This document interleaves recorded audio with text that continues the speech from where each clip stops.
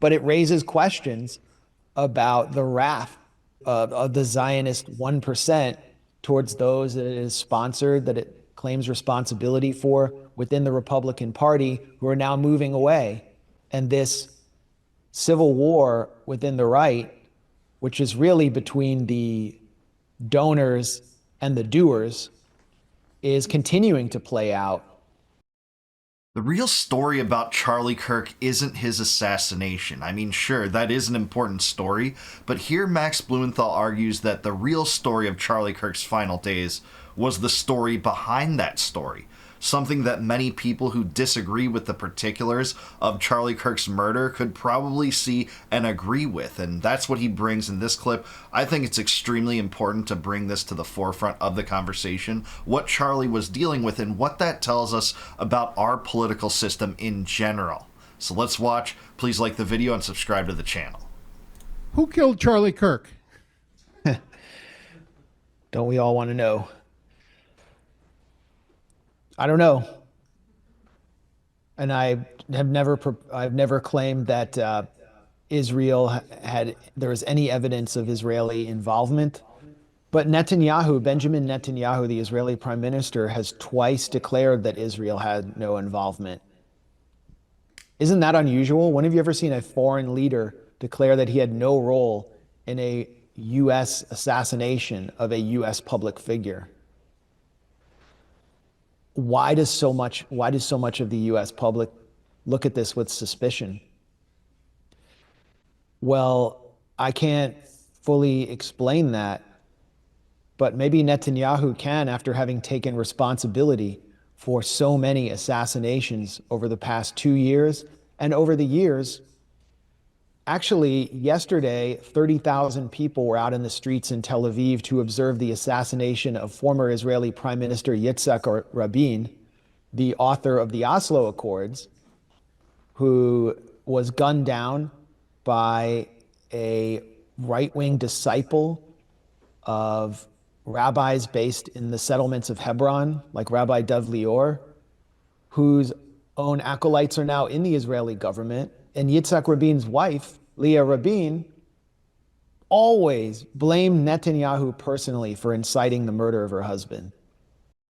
Yeah, this is right. And with the death of Yitzhak Rabin came the death of the Oslo Accords. Israel departed into a new foreign policy era for itself when it no longer was any attempt to make peace with its Arabic neighbors, with the Palestinians whatsoever. Instead, they embraced what's called the clean break strategy, where they're going to go to war with all their enemies and support Hamas in Gaza such that they would never be able to negotiate for a Palestinian state. Netanyahu's bragged about this on camera.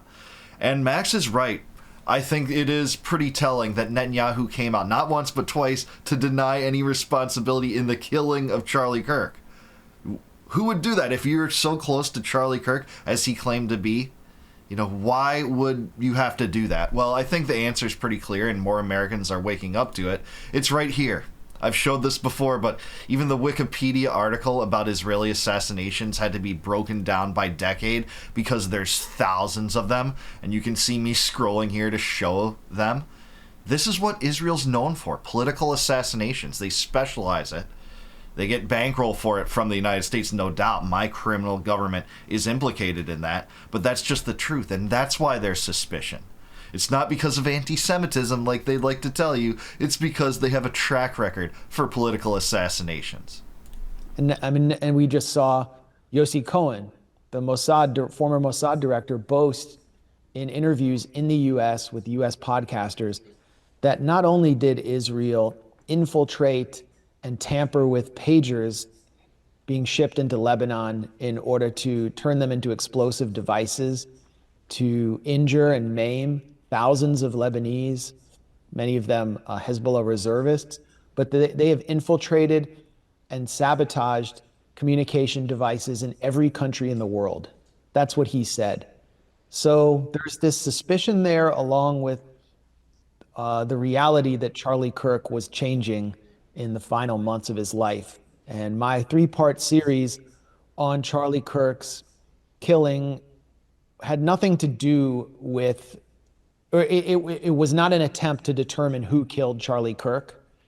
It was an attempt to use Charlie Kirk's final days to better understand the post-October 7th shift in U.S. politics, where this figure who was basically at the top of an $80 million conservative youth organization that was astroturfed by Zionist billionaires like Robert Shillman was also having to account for the shift in the conservative youth grassroots on the issue of Israel. And that That's the story behind the story. I think that's so well said.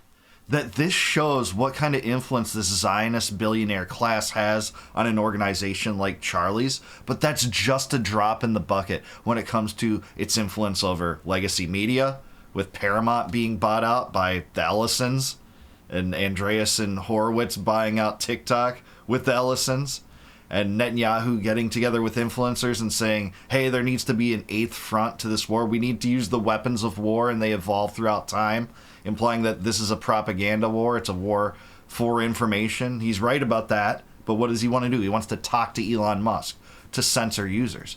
And it's these Zionist billionaire donors that affected Charlie's organization and pushed back profusely, like Robert Shillman when he dared to have Tucker Carlson on stage to tell the truth about Epstein's connections to Israel, and to have Dave Smith debate Josh Hammer and frankly hand his ass to him.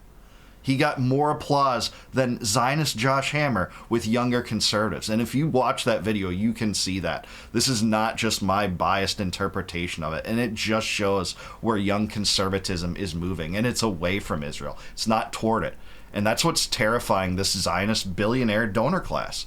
And Max captures this perfectly in here, the second part of his investigation into Turning Point USA in this, where Shillman cut off his funding toward the organization, $2 million. Tucker Carlson mentioned this on one of his programs.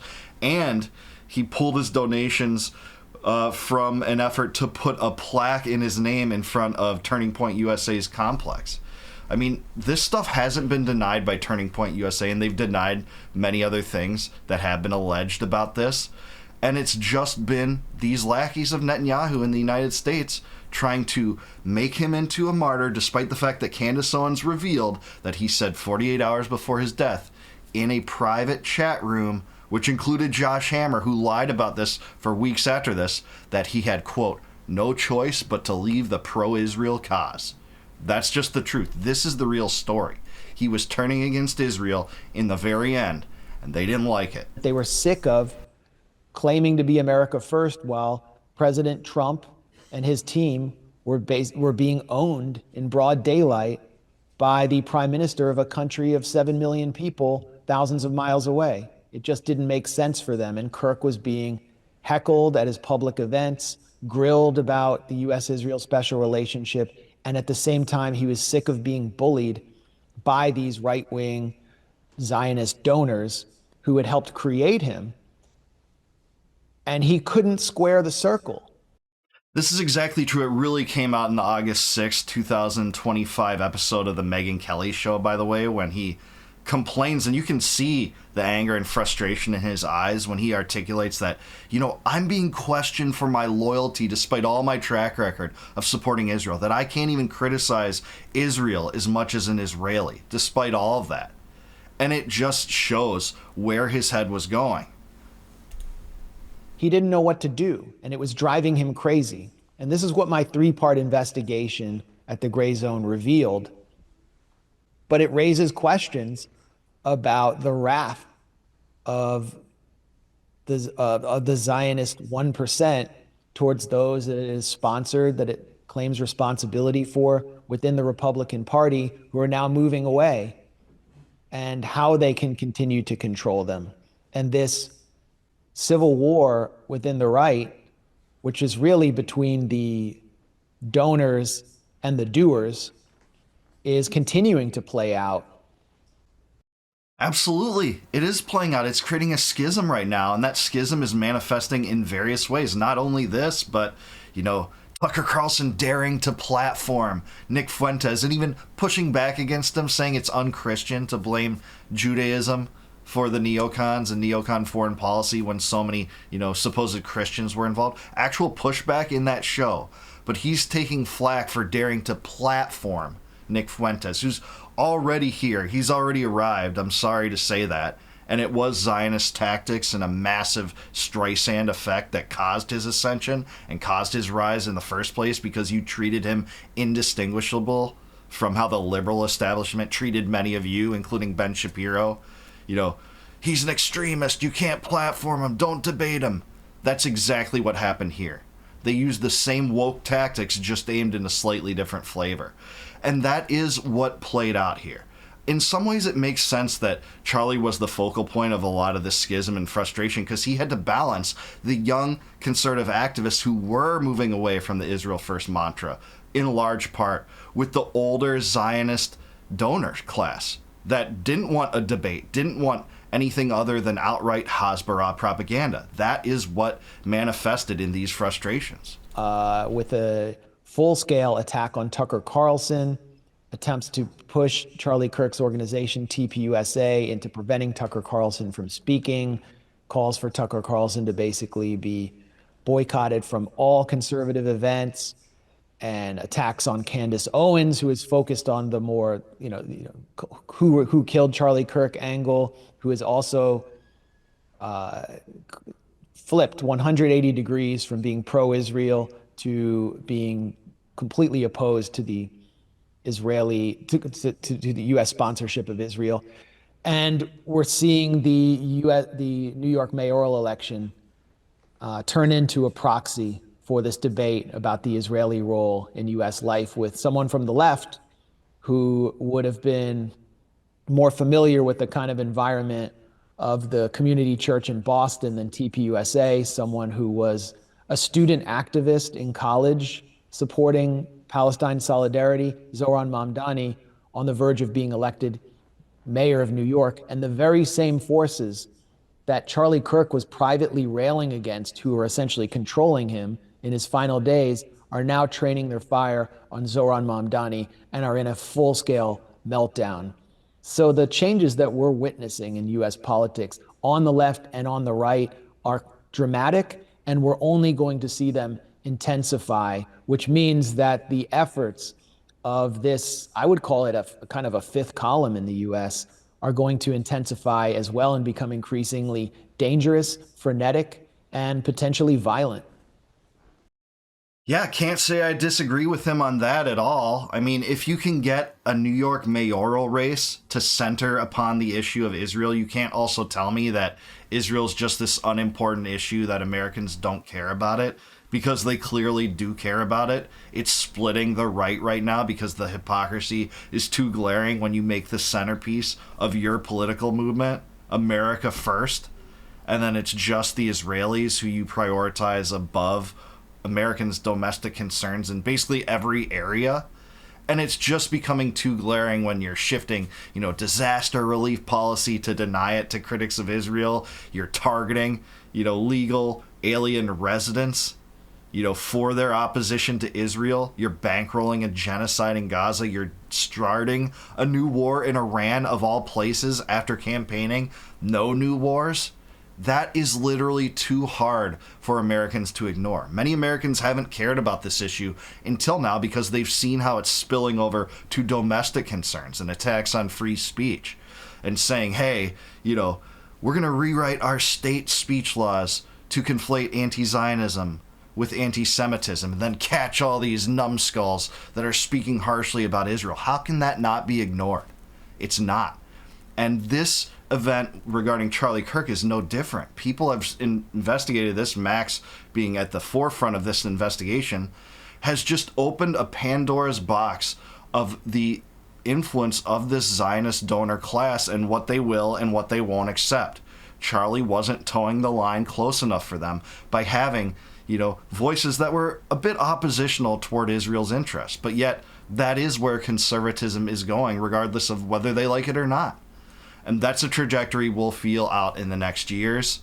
How long will it take to actually transform America's political system? I don't know. I would like to think quicker than I would be my ideal expectation. But I don't think it's going to change by 2028. I think, the presidential candidates will be filtered through the same system that only nominates Zionists. But at the same time, cultural changes precede political changes. I think that Andrew Breitbart was right when he said politics is downstream from culture. And with the culture moving away from the Israel first mentality, it's a good thing. It means less robbery of our sovereignty as Americans, and I hope that pans out in the years to come. That's why you're seeing this Zionist donor class so up in arms and so desperate and acting so erratically, even more so than they ever have, seeing this door shut on them like it's never been shut before. Well, I think that's great. We're not playing by the old rules anymore. We're not going to allow you Zionist war criminals to tell us who we can and can't platform. And we sure as hell won't prioritize your pet sacred cow foreign regime over America and our communities and our families. No more. Enough is enough. I don't care if it's on the liberal side or the conservative side. Americans have had enough. That's why I welcome single issue coalitions with all dissidents, all critics of Israel, and all polls, all sides. I don't care if we disagree completely on economics. It's too valuable to align to fight this fight because they want us to fight each other so we don't fight them on this Israel issue. The corrupt financial system that supports it and the outgrowth of policies resulting from that. But what do you guys think? Do you think I'm right? Do you think Max is right that this is really the story at the heart of the Charlie Kirk assassination story? Let me know in the comments down below. Thank you, Community Church of Boston. This was an awesome program. Really respect their interviews all the time. Please like the video, subscribe to the channel, subscribe to them. If you like this video, please consider becoming a YouTube member. You can do that by clicking the join button below, and if you do that, I'll really appreciate your support, and in return I'll give you access to all my videos before they go live to the general public on my channel. Also, for a free copy of my first book, Compact of the Republic, click the link in the description below for that. Shoot you off to the site. You just plug in your email. I'll send it right to you in PDF form. It's absolutely free, no obligation. That tells the tale of how America, once a decentralized political system that didn't get into entangling alliances such as the one today with Israel, was perverted in such a direction over time. What legal precedents led us in that direction, and what we can do to stop it. So, till I see you guys next time, no more war, no more debt, no more inflation, and no more empire. Peace out, guys. Catch you in the next one.